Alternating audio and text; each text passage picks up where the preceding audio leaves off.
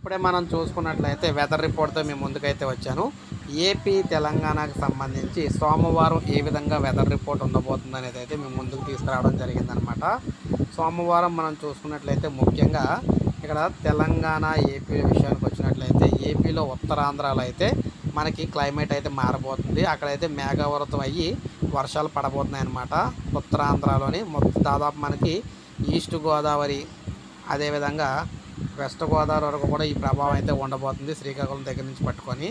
ఇక నెక్స్ట్ మనకి తెలంగాణలో చూసుకున్నట్లయితే అటు ఖమ్మం వరంగల్ ఏరియాలో అదేవిధంగా హైదరాబాద్ ఏరియాలో కొంత వర్షాలు పడే అవకాశాలు అయితే కనిపిస్తూ ఉన్నాయన్నమాట మనకి సోమవారం నాడు.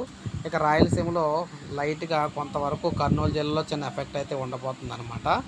సో ఈ విధంగా మనకి సోమవారం రోజు అయితే ఉండబోతుంది. వెదర్కి సంబంధించి ఒక లైక్ చేయండి, సబ్స్క్రైబ్ చేసుకోకపోతే మన ఛానల్ సబ్స్క్రైబ్ చేసుకొని ఫాలో అవుతూ ఉండండి.